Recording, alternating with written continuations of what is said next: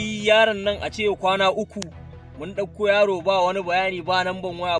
Kai ya kamata ka shiga ka je ka duba mun ka samo min namban wayan wani nasa saboda na gaji da ajiyansa. Idan ba 'yan uwansa kawai ni na fi so ko in gaji ni.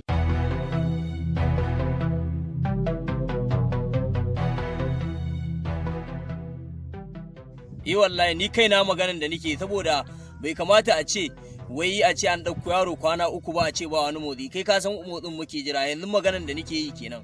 Saboda haka ba wani matsala insha Allah oga.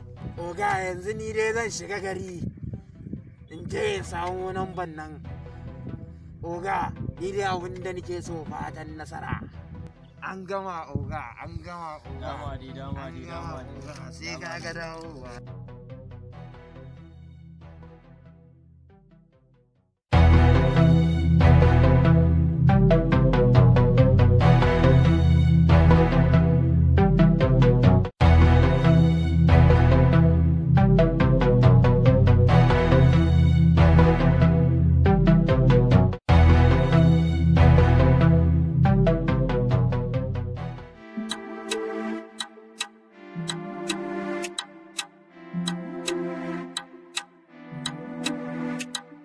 Bricks on the beat.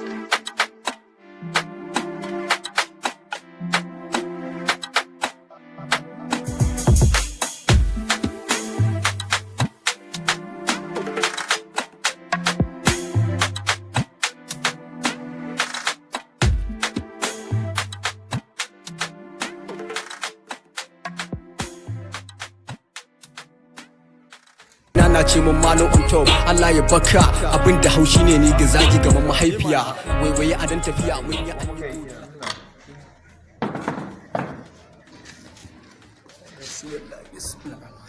to ya garin ne lafiya kalau wallahi kai tunda abu ya faru gaba ɗaya ka buka boye kanka to ya za a yau da goban kenan ka san ya wuce wasa in ji Hausawa wallahi ba shi haka abu ya faru ani gaba ɗaya ma ban ji labari ba sai daga baya shi ya sanda suka kama ka kai dai bari yau da goban kenan na sha wahala wallahi na sha wahala sosai ina fatan yanzu dai ba wani kes kuma ya warware gaskiya aboki na shawarar da zan baka ya kamata ka koma makaranta wallahi ni tankin kaina wallahi ina so ka san iyayena sun riga sun rasu kuma yana shi kadai ne tunda kuma aka rasu wannan ya bar gidan har yanzu ban sake ganin shi ba to waye zai taimaka min shine kawai dalili yau da goben kenan gaskiya na tausaya ma sosai kam in abokina na ji wani labari ne wai layi in baka je kai abun nan din shi da national ID card ba za a rufe ma layi to shine ce to ka san ku ne masu yawan shige a waya sai bari in zo ko za ka iya duba mu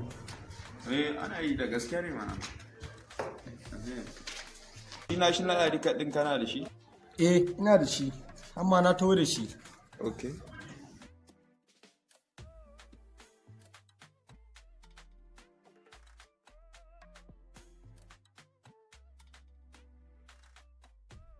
kai abokina abun nan fa babu network ina ga sai an jima ko kuma maybe ya kai gobe ok to shikenan barin ban ma in ka gama zuwa da yamma insha Allah sai yanzu an sa to ba damuwa zuwa an jima ka duba ni ina gida insha Allah ba damuwa zan duba ka zuwa an jima insha Allah sai an sa okay ka gode sai an jima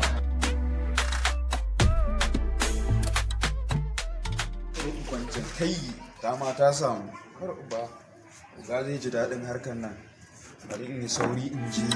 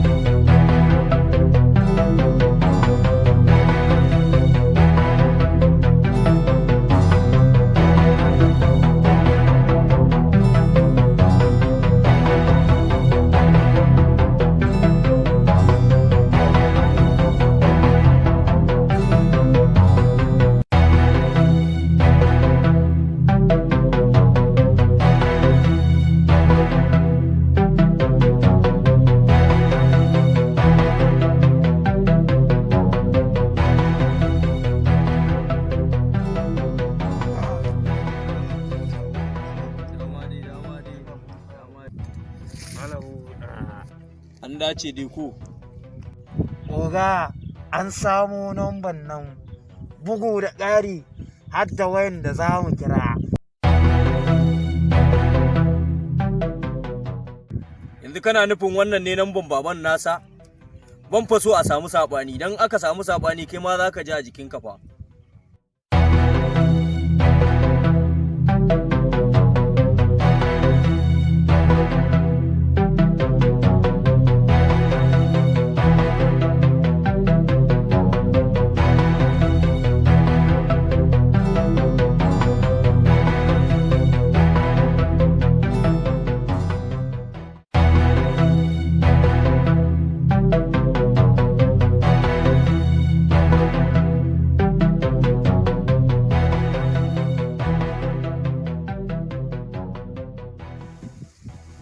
Jabros, Allah kula da yaron nan fa, saboda zan gangara wajen oga na kasa, saboda yaron nan ya kawo mana lambar nan, za mu je a bincika ta.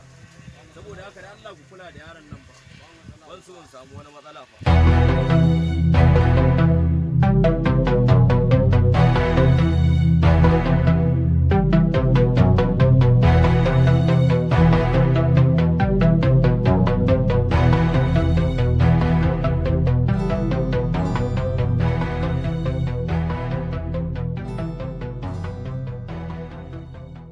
Ana buɗa oga. Allah ya buɗa da ya garin. An samu namban wayan baban yaron nan oga. An samu ta? Eh an samu. Jagas, babu wanda ya kira namban nan ta wayan shi ko? Saboda yanzu ina dubawa a kwamfuta, ka gane? Na ga jami'an tsaro sun sake hanyar bincike. Kuma za su iya gano mu, ko ba haka ba? To gaskiya ya kamata a kula, saboda ba ma so a samu matsala. Dama dai oga. Oga akwai ɗan hannunmu da muke tare da shi. Yana shiga gari yana duba mana yadda al'amuran suke tafiya. To ya taho mana da waya don guje mu haka. To shikenan za ka iya tafiya, zan sa a kira ka.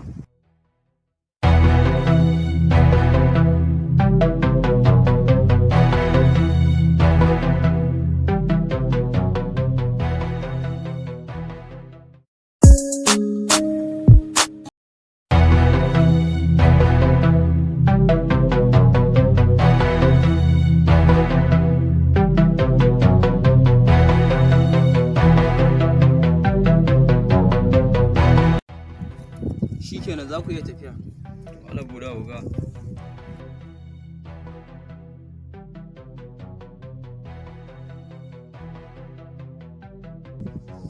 Hello?